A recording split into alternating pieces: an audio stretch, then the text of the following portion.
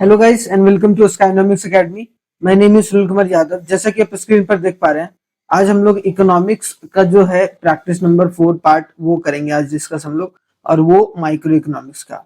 क्योंकि माइक्रो और मैक्रो में ही बटा हुआ है आप लोगों का। मैंने बार बार बता रखा है आप लोगों का इस बार जो सीयूईटी का सिलेबस है, ठीक है। तो आज हम लोग माइक्रो का जो होगा वो सेट नंबर 4 करेंगे, फिर उसके बाद हम लोग मैक्रो का सेट नंबर 4 कर कर चलेंगे, ठीक है। तो अब अभी तक हमने और कुछ न्यूमेरिकल्स के वीडियो भी मैंने आप लोगों को अपलोड करते हुए मतलब अपलोड किया है, ठीक है। जैसे कि आपको theory of income and employment, ठीक है, theory of income and employment, और उसके साथ साथ क्या है, और डिमांड एंड सप्लाई भी जो है वो अपलोड मैंने कर रखा है, और नेशनल इनकम का भी जो कॉन्सेप्ट वीडियो है वो भी मैंने अपलोड कर रखा है, साथ ही साथ एमसीक्यूज भी। तो आप लोग चलिए बिना कोई देरी किए स्टार्ट करते हैं माइक्रो इकोनॉमिक्स का फोर्थ पार्ट। पहला क्वेश्चन क्या हमारे पास, ये देखते हैं। Which of the following is the characteristics of resource. क्या बोला गया, which of the following is a characteristics of resource. इसमें से रिसोर्स का कैरेक्टरिस्टिक्स कौन है, ठीक है। तो रिसोर्स तो अनलिमिटेड नहीं है, ये तो बात आपको पता ही है, क्योंकि कोई भी इकोनॉमी में जो रिसोर्स है वो अनलिमिटेड हो ही नहीं सकता है। क्या है, अनलिमिटेड नहीं है, वो क्या है, एक तरीके से अगर देखा जाए तो वो लिमिटेड है। रिसोर्स आर लिमिटेड, इसीलिए हमें स्कार्सिटी देखने को मिलता है, ठीक है। तो इसमें स्कार्स है और इसके ऑल्टरनेटिव यूजेस बहुत हैं। जो ऑल्टरनेटिव यूजेस का मतलब, जैसे आप दूध के थ्रू आप कर्ड बना सकते हैं, घी बना सकते हैं, तो ये सब सारी चीजें जो है ऑल्टरनेटिव यूजेस। तो बी और सी इज द राइट आंसर, मतलब ऑप्शन नंबर डी होगा वो आपका राइट आंसर देखने को मिलेगा। अब आते हैं सेकंड क्वेश्चन। सेकंड क्वेश्चन में क्या, that is the problem related to the choice of technique. क्यों, क्या एक तरीके से चॉइस ऑफ टेक्निक से जो प्रॉब्लम रिलेटेड करता है, ये रिलेट करता है, वो कौन सा प्रॉब्लम है, दैट इज द प्रॉब्लम, वो कौन सा प्रॉब्लम है। तो देखने देखो टेक्निक से आप क्या समझ सकते हैं कि किस तरीके का जो चीज है टेक्निक का इस्तेमाल कर सकते हैं हम अपने प्रोडक्शन में। इसका मतलब क्या हम टेक्निक जो है वो लेबर टेक्निक का इस्तेमाल कर सकते हैं या फिर हम मशीन का इस्तेमाल करेंगे। तो ये दो ऑप्शन रहता है कोई भी कंपनी के पास, जो के पास फैक्ट्री रहता है जिसमें जो है वो एक रिलेटेड जो टेक्निक्स है उसकी चॉइस में उसको चुनना होता है, ठीक है। तो लेबर और एक मशीन से, कि आप जो प्रोडक्शन करेंगे वो आप मशीन से करके चलेंगे कि लेबर से करके चलेंगे। तो हाउ टू प्रोड्यूस का प्रॉब्लम जो है वो रिलेट रहता है चॉइस ऑफ टेक्निक से, ठीक है। तो आई होप सो आपको ये चीज समझ में आ गया होगा, जो हमारा option number B answer right है। अगर देखा जाए who gives the cardinal utility concept, आप जान रहे हैं कि दो यूटिलिटी होता है भाई, एक कार्डिनल यूटिलिटी होता है, कार्डिनल यूटिलिटी, और एक होता है ऑर्डिनल यूटिलिटी। एक होता है कार्डिनल यूटिलिटी और एक होता है ऑर्डिनल यूटिलिटी। अब इन दोनों के बीच में क्या है भाई, बेसिक सा डिफरेंस। तो अगर हम लोग सेटिस्फैक्शन को मेजर कर रहे हैं नंबर्स के फॉर्म में, कि एक रोटी हमने खाया तब सेटिस्फाई हो गया, 2 मैंगो खाया तब सेटिस्फाई हो गया, तो इसका मतलब क्या है कि हम लोग कार्डिनल यूटिलिटी को नंबर्स के फॉर्म में, नंबर्स के फॉर्म में हम लोग इसको मेजर करते हैं, और ऑर्डिनल यूटिलिटी ऑर्डर के फॉर्म में, रैंकिंग पर फर्स्ट सेकंड और थर्ड के हिसाब से हम लोग रैंक करते हैं, ठीक है, याद रखना है। तो किसने कार्डिनल जो कॉन्सेप्ट ऑफ यूटिलिटी है दिया था, तो आपको पता ही है कि अल्फ्रेड मार्शल ने जो था वो एक तरीके से कार्डिनल कॉन्सेप्ट के बारे में डिस्कस करा था, ठीक है। तो ये बात याद रखिएगा, इंपॉर्टेंट है। When only one units are consumed, one unit of a commodity is consumed, तब क्या होगा, मान लो कि when सिर्फ एक ही यूनिट जो है वो कंज्यूम किया जा रहा है, क्या किया जा रहा है, एक ही यूनिट जो है कंज्यूम किया जा रहा है, तब कंजम्पशन या फिर क्या होगा, तब मार्जिनल यूटिलिटी टोटल यूटिलिटी के बराबर होगा। सिंपल सी बात है, क्योंकि एक जब यूनिट कंज्यूम किया जा रहा है, मान लो कि 0 कंज्यूम किया जा रहा था, टोटल यूटिलिटी था 50, अब एक किया जा रहा था, मान लो एक तरीके से 0 था तो 0 था यहाँ, सॉरी, एक किया था 50, यहाँ भी 50, ठीक है। मतलब एक यूनिट जैसे कंज्यूम किया तो वो 50 उसकी टोटल यूटिलिटी आ गई, क्योंकि 0 पर टोटल यूटिलिटी 0 है। तो यहाँ पर अगर देखा जाए एक जैसे ही बढ़ा तो टोटल यूटिलिटी भी 50 है, और यहाँ पर मार्जिनल यूटिलिटी भी निकालेंगे तो कितना होगा, 50 होगा, ठीक है। तो 50 के बराबर 50 हो जाएगा, तो टोटल यूटिलिटी मार्जिनल यूटिलिटी के बराबर हो जाएगा। बढ़ेगा घटेगा कब, जब एक तरीके से 1 यूनिट से अधिक जब कंज्यूम कोई भी इंसान जब करेगा, ठीक है। तो फोर्थ क्वेश्चन समझ में आ गया। पांचवा क्वेश्चन आते हैं। In the case of inferior goods the law of demand fails only an, देखो इंफीरियर गुड्स में क्या होता है ये समझना। इंफीरियर गुड्स जो होता है डायरेक्टली किससे रिलेट होता है, अगर बोला जाए इंफीरियर गुड्स जो है इनकम से रिलेट होता है। किससे रिलेट होता है? इनकम से। ठीक है, इनकम से रिलेट होता है। और अगर दूसरा एक इसी से रिलेटेड जिसमें कंफ्यूजन होता है बच्चों को, गिफिन गुड्स जो हमेशा किससे रिलेट होता है? प्राइस से रिलेट होता है, याद रखिएगा। क्लियर? तो यहाँ बोला गया in case of inferior goods the law of demand fails, law of demand fail हो जाता है, क्योंकि हमारा लॉ ऑफ डिमांड क्या बोलता है? लॉ ऑफ डिमांड हमारा ये बोलता है कि भाई जब प्राइस बढ़ेगा तो क्वांटिटी डिमांडेड घटेगा, और जब प्राइस घटेगा तो क्वांटिटी डिमांडेड हमारा एक तरीके से बढ़ेगा। सेम इनकम में भी अप्लाई होता है। ठीक है, अगर इनकम में देखा जाए तो उल्टा हो जाता है। यहाँ पर क्या है कि negative income effect is greater than the substitution effect, कि जो सब्स्टिट्यूशन इफेक्ट होगा उससे ज्यादा एक इफेक्ट होगा किस पर? इनकम इफेक्ट पर। तो याद रखना है ये कि इसमें क्या होता है इंफीरियर गुड्स में, कि जैसे ही इनकम इंक्रीज होता है, जैसे ही इनकम इंक्रीज होता है तो आपको क्या समझना है? सिंपल सी बात है कि जैसे ही इनकम इंक्रीज होगा तो इसकी जो इंफीरियर गुड्स की जो डिमांड है वो एक तरीके से आपको क्या देखने को मिलेगा? कम। ठीक है, कम हो जाएगा। सिंपल सी बात है जो कि आपको समझकर चलना है कि इनकम जैसे ही इंक्रीज होता है इंफीरियर गुड्स का जो डिमांड है वो कम। और यहाँ पर बोला है कि सब्स्टिट्यूशन इफेक्ट पर उल्टा जो असर है वो पड़ता है। सब्स्टिट्यूशन क्या होता है? सब्स्टिट्यूट किया जा सकता है, जैसे कि टी और कॉफी है, तो टी और कॉफी जो सब्स्टिट्यूट होता है, टी और कॉफी में क्या है, इसका प्राइस बढ़ेगा तो इसका क्वांटिटी बढ़ जाएगी, और इसका प्राइस घटेगा तो इसकी क्वांटिटी जो है वो एक तरीके से आपको बढ़ते हुए देखने को मिलेगा, और इसकी क्वांटिटी घट जाएगी। तो यहाँ पर आपको समझने वाली बात है कि इंफीरियर गुड्स में इनकम जब बढ़ता है तो एक तरीके से ग्रेटर इफेक्ट पड़ता है। नेगेटिव इनकम जो इफेक्ट पड़ता है, देखो यहाँ इनकम का इफेक्ट नेगेटिव पड़ा है ना, गलत तरीके से जैसा हरकत इनकम किया है वैसा हरकत इंफीरियर गुड्स नहीं किया है, ग्रेटर पड़ता है सब्स्टिट्यूशन इफेक्ट के अगर हिसाब से देखा जाए तो।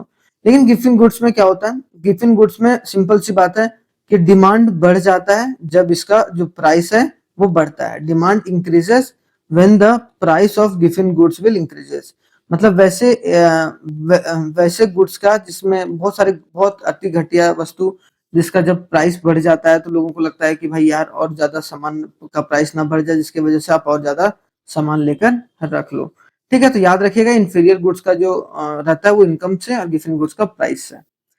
कॉम्प्लीमेंट्री गुड्स क्या होता है? तो आपको पता है कि कॉम्प्लीमेंट जो करता है, कॉम्प्लीमेंट मतलब the goods which can be replaced, sorry, which can be consumed together. ठीक है, जिसको टुगेदर कंज्यूम किया जा सकता है। जैसे कि कार और पेट्रोल कॉम्प्लीमेंट करता है ना। कार के बिना पेट्रोल, मतलब पेट्रोल ले लो, डीजल ले लो, कुछ भी आपका जो भी इंजन का है ऑयल, मतलब तो कार और जो ऑयल होता है, जो मतलब गाड़ी वाला ऑयल होता है, उसके बीच में वो दोनों आपस में रिलेट होते हैं। जैसे कि मान लो कि अगर कार का प्राइस बढ़ गया तो इसका मतलब कार की क्वांटिटी डिमांडेड क्या होगी? कम होगी। और जब कार की क्वांटिटी डिमांडेड कम होगी तो ये क्वांटिटी डिमांडेड क्या होगा? पेट्रोल का अपने आप ही कम हो जाएगा। लेकिन जैसे ही प्राइस कम हुआ तो वैसे ही आपको देखने को मिलेगा कार ज्यादा लोग खरीदेंगे, मतलब प्राइस इसका क्वांटिटी बढ़ जाएगा। अब इसका क्वांटिटी बढ़ेगा तो पेट्रोल की भी क्वांटिटी आपको बढ़ते हुए देखने को मिलेगी। मतलब यहाँ प्राइस बढ़ता है तो जो कॉम्प्लीमेंट्री गुड्स का डिमांड होता है वो कम होता है, जब प्राइस घटता है तो कॉम्प्लीमेंट्री गुड्स का डिमांड है वो बढ़ जाता है। ठीक है, तो यहाँ पर क्या बोला गया? कॉम्प्लीमेंट्री गुड्स जो कि साथ में एक तरीके से डिमांड किया जाता है। ठीक है, तो यहाँ पर हमारा 6 का ऑप्शन नंबर क्या हो जाएगा? ए और सी, जो ज्वाइंटली डिमांडेड हो रहा है और complete demand of each other, कि दोनों का डिमांड होता है वो साथ में कंप्लीटली होता है। तो option number D is the right answer. ठीक है, याद रखिएगा। लेकिन सब्स्टिट्यूट गुड्स में क्या होता है भाई? सब्स्टिट्यूट गुड्स में which can be replaced, the goods which can be replaced, तो याद रखना है विच कैन बी रिप्लेस्ड, जिसे रिप्लेस किया जा सकता है। ठीक है, रिप्लेस्ड, जैसे कि आपको मान दिया जाए टी और कॉफी बोल दिया। ठीक है, तो टी और कॉफी, अगर प्राइस टी का बढ़ेगा तो डिमांड कॉफी का बढ़ेगा। क्यों? क्योंकि लोग जो होंगे प्राइस को, मतलब टी को जो होगा कम कंज्यूम करेंगे। ठीक है, चलते हैं नेक्स्ट क्वेश्चन। 7th क्वेश्चन में स्टेटमेंट का क्वेश्चन है, दोनों का स्टेटमेंट देख लेते हैं। Demand is elastic in a long run. Demand जो है इलास्टिक, इलास्टिक का मतलब है elasticity of demand is greater than 1। Long run में जो होता है वो क्या होता है कि क्वांटिटी ज्यादा चेंज होता है in compare to the price. मतलब प्राइस का जो परसेंटेज चेंज होता है, मान लो कि 20% हो रहा है तो प्राइस जो है वो एक तरीके से 10% हो रहा है, मतलब quantity change in the price is more. ठीक है, दूसरा बोला गया long period is a long enough for the consumer to change his consumption habit. Long period ना बहुत अधिक होता है जहां पर कंज्यूमर अपनी जो कंजम्पशन हैबिट को चेंज कर ले। लंबे समय में हमेशा कुछ ना कुछ कंजम्पशन हैबिट जो होता है वो चेंज होता हुआ देखने को मिलेगा। तो इसका मतलब क्या है, दोनों इंडिपेंडेंट जो स्टेटमेंट है वो आपको राइट देखने को मिल रहा है। ठीक है, लेकिन इसका कोई रीजन नहीं है, आपस में ये दोनों रिलेटेड नहीं है, ये इलास्टिसिटी से है और ये अपना कंज्यूमर से रिलेटेड है, तो चीजें दोनों अलग अलग हैं। ठीक है, तो याद रखिएगा, इंपॉर्टेंट है। तो हमारा राइट आंसर है यहाँ पर। ठीक है, ए नंबर ऑप्शन 7 का राइट है। आते हैं 8th नंबर क्वेश्चन पे। क्या है, इन एसेशन रीजन बेस्ड क्वेश्चन है। इसमें हम लोग एसेशन रीजन में आपको पता ही है कि एसेशन ए रीजन आर, ये ट्रू और फॉल्स हम लोग देखते हैं। तो इसमें शायद यहाँ पर हमने ऑप्शन नहीं दिया क्या, ठीक है, ऑप्शन हम लोग यहाँ देख लेंगे। ठीक है, चलो ऑप्शन यहाँ देख लेंगे, पहले क्वेश्चन देख लेते हैं। क्या बोला गया, the following questions in the following questions the statement assertion A, दोनों रीजन दिया हुआ देख लेते हैं। यहाँ क्या बोला गया, a situation where MUX PX and MU by PX is better when MUX by PX is equal to, मतलब क्या बोला गया, a situation when MUX is better than when, नहीं, इसमें ये बेटर कैसे हो, ये इसमें बेटर होगा, इसमें बेटर होगा, इसमें बेटर होगा ना, है ना। इसका मतलब क्या है कि आपको देखने को मिलेगा, देखिए असर्शन ए जो है वो फॉल्स है, देख रहे हो, ये जो फॉल्स है, क्योंकि मैक्सिमम सेटिस्फैक्शन कहाँ मिलेगा, MUX by PX is equal to MUY by PY, है कि नहीं, इसमें बेटर सेटिस्फैक्शन मिलेगा। और रीजन आर क्या है, देखते हैं रीजन आर में, इफ MU ऑफ अ रूपी इंक्रीजेस, अगर MU जो है मार्जिनल यूटिलिटी है वो रूपी का बढ़ रहा है, the quantity demanded of the commodity will decrease, हाँ ठीक है, सिंपल सी बात है कि quantity demanded of the rupees will decrease. क्यों, क्योंकि आप जैसे जैसे MU बढ़ता चला जाता है, एक समय आता है जिसमें एक तरीके से क्वांटिटी डिमांडेड या फिर जो कमोडिटी का जो क्वांटिटी डिमांड है वो डिक्रीज होगा। सिंपल सी बात है, क्योंकि MU मार्जिनल यूटिलिटी ऑफ रुपया जो है इंक्रीज होता चला जा रहा है, जिसके वजह से उसकी डिमांड जो होगी वो कम एक तरीके से लोग लेंगे। इसका मतलब क्या होगा, 8th का option number D is the right, मतलब आर इज ट्रू होगा और एक तरीके से एसेशन ए आपको फॉल्स देखने को मिलेगा। ठीक है, आगे आते हैं नेक्स्ट में। क्या बोला गया, match the following concept, column 1 और कॉलम 2 दोनों कॉलम में दिया हुआ है, देख लेते हैं। इलास्टिसिटी ऑफ डिमांड, क्या बोला गया, इलास्टिसिटी ऑफ डिमांड। ठीक है, इलास्टिसिटी ऑफ डिमांड में क्या बोला गया, ए का इलास्टिसिटी ऑफ डिमांड, अभी मैंने बताया इलास्टिक कब होता है, जब ग्रेटर देन 1 होता है ना, इलास्टिक मैंने बताया कि जब greater, elasticity of demand is greater than 1। Infinity कब होता है, इन्फिनिटी कब होता है, परफेक्टली इन इलास्टिक में, horizontal straight line demand curve, horizontal elasticity of demand, elastic in demand, elastic in demand या इलास्टिसिटी ऑफ डिमांड, ए का तो 2 होगा, ए का तो 2 होगा, है कि नहीं, ए का 2 होगा यार, इलास्टिसिटी ऑफ डिमांड, ओहो ये तो ये होगा ना, ठीक है, ना ना ना, ये इलास्टिक डिमांड तो ये होगा ना, डी का सेकंड हो जाएगा, तो डी का सेकंड यहाँ दिया हुआ है, देख रहे हो, डी का सेकंड यहाँ भी दिया हुआ, यहाँ भी, तो ये दोनों ऑप्शन तो राइट है।